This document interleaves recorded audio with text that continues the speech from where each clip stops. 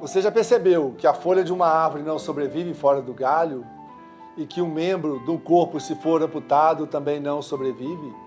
Assim também em relação a você, a Cristo e a igreja. Venha comigo que você vai ver. Hoje nós vamos ver em João capítulo 15, versículo 1 a 17. Eu vou colocar as passagens aqui na tela, você pode dar um pause, ou melhor ainda, você pode ir na sua Bíblia, ler, meditar e orar a Deus. Na passagem de hoje, Jesus vai dizer: eu sou a videira verdadeira. Isso tem relação ao crente verdadeiro e a sua união com Cristo.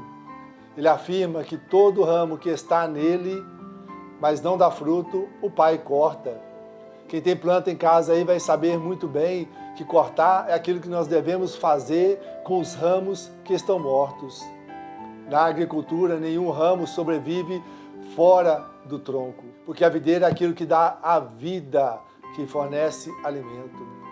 Então é lógico, é claro que nenhum ramo isolado, infrutífero, pode pertencer a Cristo.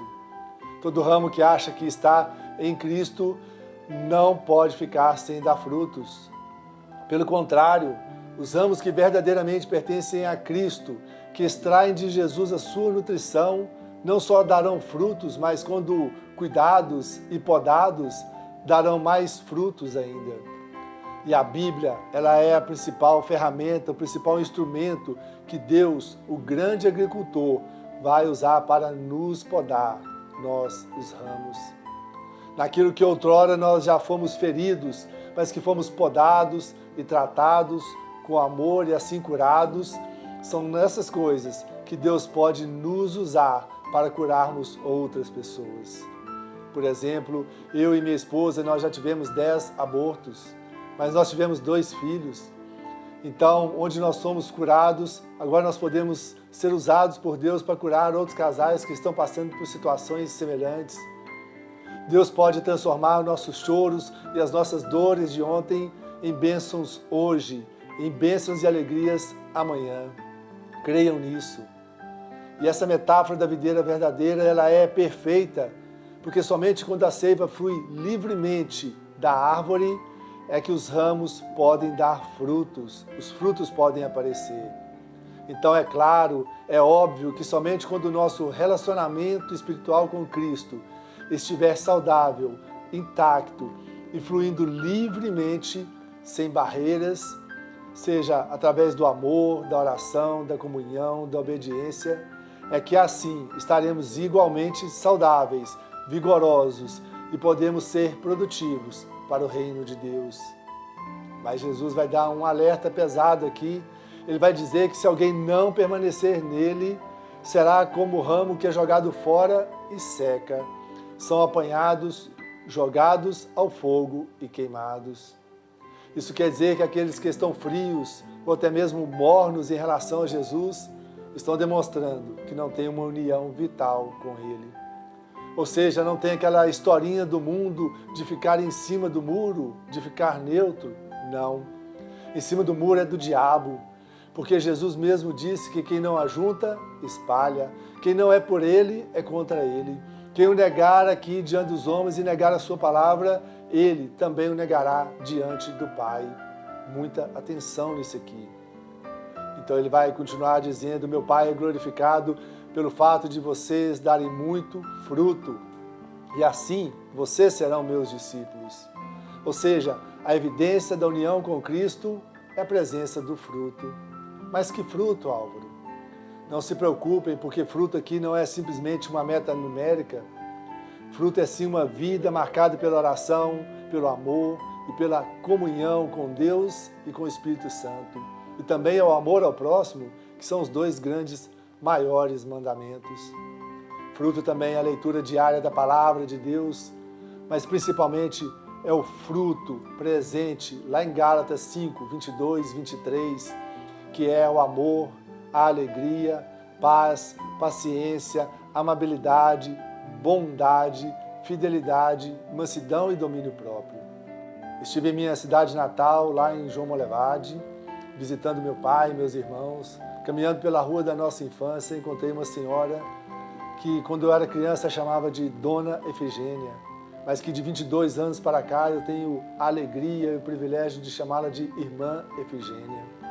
Nos poucos minutos que conversamos, ela demonstrou uma alegria contagiante, contando que o sobrinho que ela ganhara para Jesus há alguns anos é o pastor da sua igreja, pastor Children. Que alegria, meus irmãos. Ela também ficou igualmente radiante quando eu disse para ela também que eu sou um pregador da palavra, que eu sou um evangelista. E sabe por que ela se alegrou? Porque quando eu entrei pela primeira vez em uma igreja, ela estava ali na recepção, ela se alegrou sobremaneira, se emocionou, me deu um abraço, me emprestou uma Bíblia e diz que já há muitos e muitos anos orava pelos meus pais e por nós. Algumas vezes nós veremos os frutos do nosso fervor evangelístico, como Dona Efigênia, a Irmã Efigênia está vendo, mas outros talvez não verão. Mas não importa, não tem problema. Basta que nós façamos o nosso melhor para a glória de Deus, porque quem dá o crescimento, quem dá a colheita é o Senhor.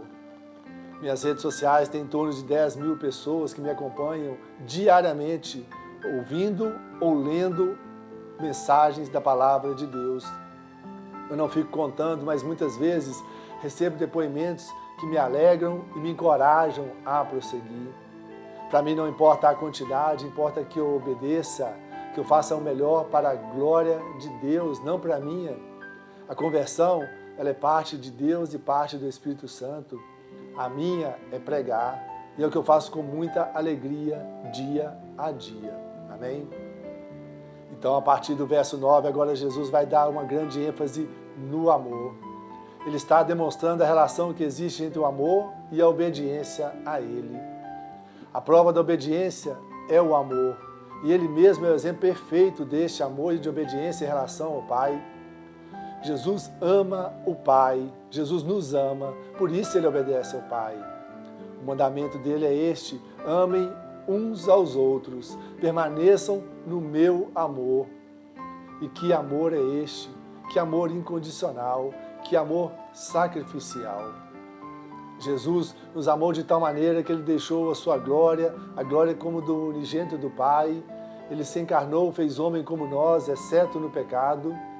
E mais tarde Ele vai se humilhar ainda mais ao ser cuspido, colocado uma coroa de espinhos nele, Ele ser açoitado e crucificado em nosso lugar, para que todo aquele que nele creia não pereça, mas tenha a vida eterna.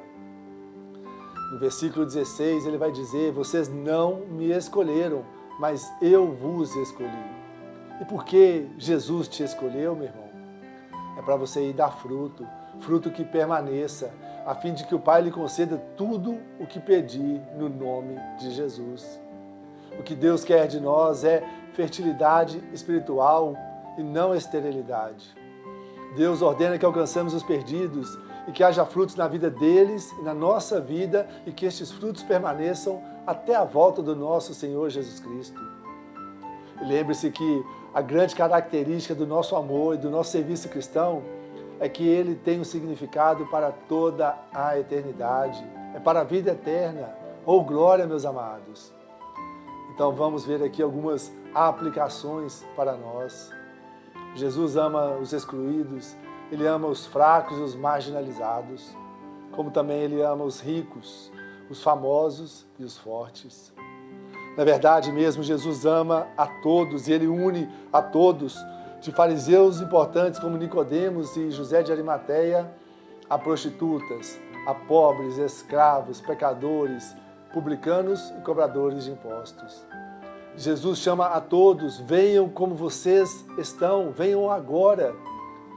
Mas Ele nunca deixou de dizer: arrependam-se dos seus pecados e não peques mais. Nesses dois últimos capítulos, no capítulo 14 e no capítulo 15, nós vimos que Jesus ele é muito claro e Ele é enfático, dizendo: amem uns aos outros.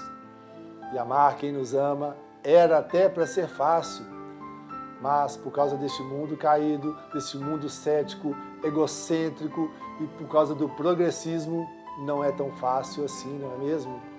São muitas disputas, são muitas ideologias.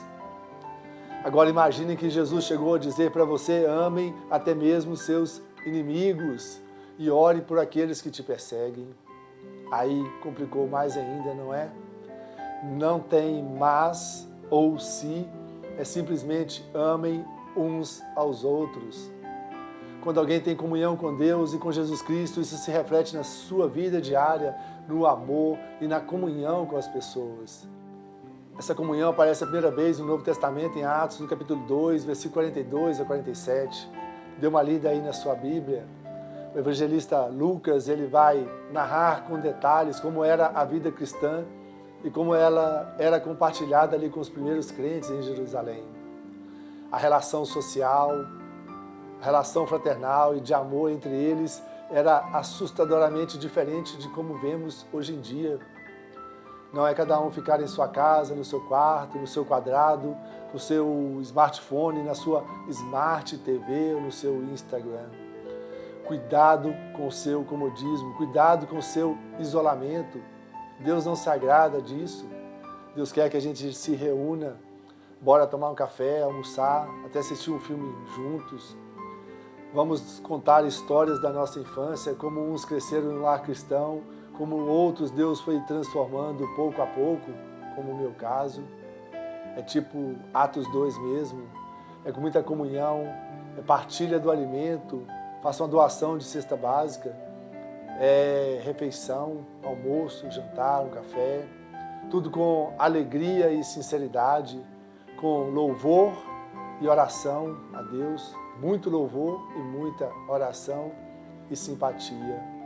Aí os vizinhos ouvem, o familiar que ainda não é crente vai se chegando aos pouquinhos, pronto, Deus vai acrescentando dia a dia aqueles que serão salvos, seja pelo seu testemunho, seja pela pregação da palavra.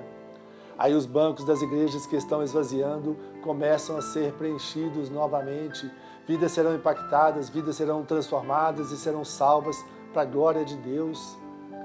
Por isso que não existem cristãos desigrejados. Como se faz tudo isso sozinho? O autor aos Hebreus disse, não deixei-vos de reunir como igreja, como alguns têm feito. Alguns estão se acostumando a faltar aos cultos, mas vamos encorajar uns aos outros, ainda mais que nós estamos vendo e percebendo que o grande dia da volta do Senhor Jesus Cristo se aproxima. E veja que este autor aos Hebreus escreveu isso para aqueles cristãos que estavam sendo perseguidos por serem cristãos. Nós não estamos ainda sofrendo perseguições, estamos sofrendo alguns bullying. E cuidado que muitos também não estão afastados da igreja, mas estão afastados dentro da própria igreja. Eles até vão aos cultos, mas querem um culto para eles e não para Deus. Já perderam a alegria de adorar ao Senhor, já não tem prazer mais na escola bíblica dominical, não tem prazer na comunhão. Muitos estão abandonando não só o primeiro amor a Deus, mas também o amor às pessoas. Muitos estão pessoalizando coisas e até animais, estão coisificando pessoas, se assim podemos dizer. Mas Deus não, Ele ama o homem, pessoa, a mulher, gente, o ser humano que Ele criou à sua imagem e semelhança.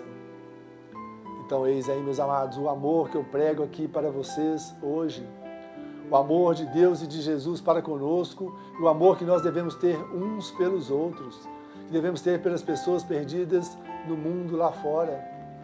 Ainda que possa parecer difícil aos nossos olhos, ainda há esperança de salvação para os perdidos, para os drogados, para os alcoólatras, para os desviados. Amém? Então, concluindo aqui, creio que ficou claro para nós, nós somos os ramos, e os ramos não sobrevivem fora da videira, que é Jesus Cristo. Nós somos os membros do corpo de Cristo, e os membros, se forem amputados, se estiverem fora do corpo, se estiverem fora da igreja, vão morrer. Então procure uma igreja bíblica, uma igreja séria perto de você. Essa parábola da videira e seus frutos, combinadas com o mandamento do amor de Jesus, nos ensinam que o principal fruto é termos uma vida parecida com Cristo, é sermos imitadores de Jesus, é exalarmos o bom perfume de Cristo, perfume de vida para a vida eterna. E como nós conseguiremos isso? Com muita oração, com muita humildade, com muito amor, ação, serviço e comunhão, mas acima de tudo, contando com a graça de Deus e o poder do Espírito Santo em nós. Vamos orar para que essa mensagem venha enraizar em nosso coração, venha inculcar em nossa mente, venha nos incomodar e nos fazer agir para a glória de Deus. E que Deus te abençoe e te guarde, em nome de Jesus.